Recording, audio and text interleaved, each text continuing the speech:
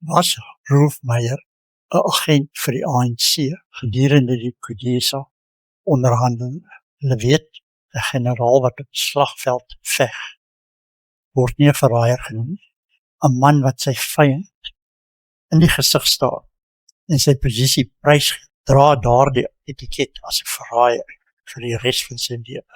Rolf Meyer, die MP en die hoofonderhandelaar by CODESA, dra daardie etiket met trots. Hy is die man wat in die geskiedenisboeke vasgelê word as die onderhandelaar. Welkom by Eis. Welkom by Eis Regtig. Plek waar ons nie bang is om die waarheid te praat.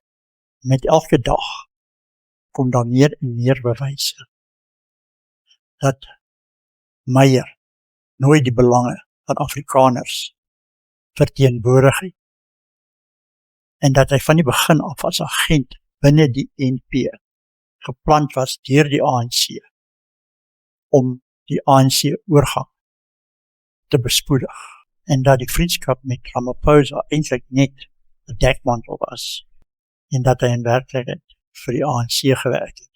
Die kern van hierdie verraadverhaal is die onwaarskynlike vriendskap tussen Meyer en Ramaphosa wat gedurende die vroeë 90er jare voor 94 ontwikkel het.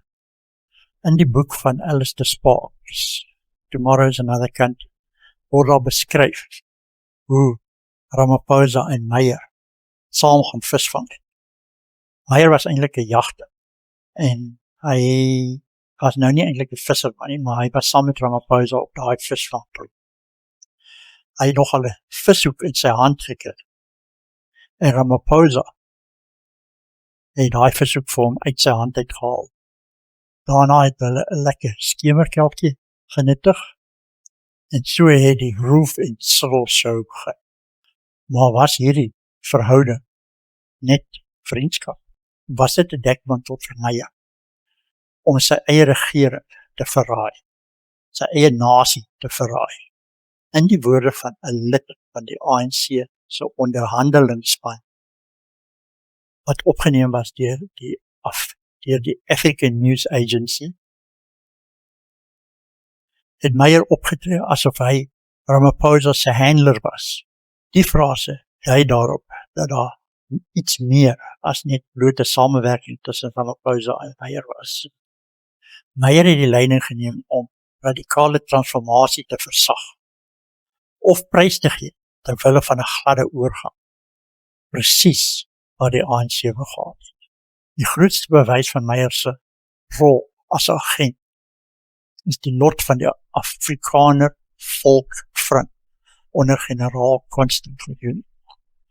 Hy het 'n volksstaat vir die Afrikaner geëis met 'n eie grondwetlike raad en selfbeskik as hy nie sy eise gekry het. Meyer se taak was om Viljoen by die onderhandelingstafel te kry, te ooreed om die verkiesing te aanvaar en dan sy eise tot niks te verminder. Die ANC was nooit van plan om Viljoen 'n volksstaat te gee. Hulle doel was om hom te vang in die verkiesingsproses. The goal from the beginning had been to trap the general into taking part in the election. Die ondertekening seremonie van die ooreenkoms wat Viljoen se volksstaat moes waarborg is herhaaldelik deur die ANC uitgestel. Viljoen het begin dink dat die ANC hom net gebruik. Meyer, as die hoofonderhandelaar, moes die vertragingsproses fasiliteer. Hy was die beskermheer by die proses bestuur het, sodat Viljoen te min tyd gehad het om uit die verkiesing te trek. En hy moes uiteindelik sy eie militêre aanspraak prysgee. Nou, dit is nie die aksies van 'n man wat sy volk verteenwoordig het. Dit is die taktiek van 'n agent wat 'n vyand onskadelik wou maak. Natuurlik is Meyer ook baie goed deur die ANC vergoed. In so 'n mate dat hy in April 2026 as ambassadeur in Suid-Afrika na die FSA aangestel is. Die aanstelling het natuurlik diep verdeelde reaksies in Suid-Afrika veroorsaak. Afriforum se kalikuul het natuurlik net nog 'n ANC kader. Selfs Karl Neas van die EFF het gesê, Meyer het sy hele loopbaan daaraan gewy om wit rykdom en voordele te beskerm, en dat hy Suid-Afrika in die buiteland sal uitverkoop. Vir Afrikaners wat daai Kudesa onderhandeling onthou, was hierdie aanstelling as ambassadeur 'n finale bevestiging van Meyer se ware loyaliteite. Tydens die onderhandeling het hy vriende met Ramaphosa, hy daarna, net na die verkiesing, met die ANC aangesluit. En nou is hy natuurlik Ramaphosa se belangrikste diplomaat in die magtigste land ter wêreld. Dat patroon is toevallig. Meyer het sy loopbaan gebou op 'n basis van vriendskap, wat hy gebruik het om sy eie volk te verkleineer en te verraai.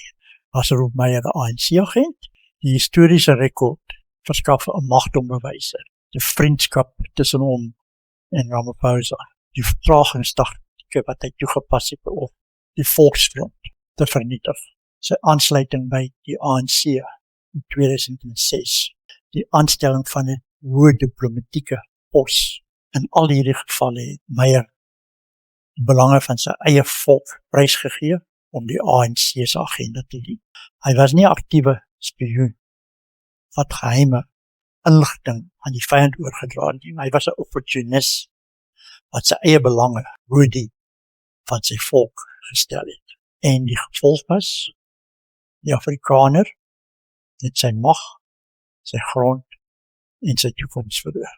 Meyer was nie 'n bemiddelaar, hy was 'n handlanger van die ANC, wat die deure vir hulle Meyer oopgemaak het. As jy nie saam met my stem nie, sê vir my in die kommentaar.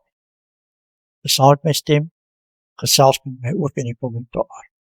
En deel hierdie artikel met iemand by die waarheid toer. Tot ons mekaar weer sien, bly wakker, bly ingelig en volg ons meer nadele.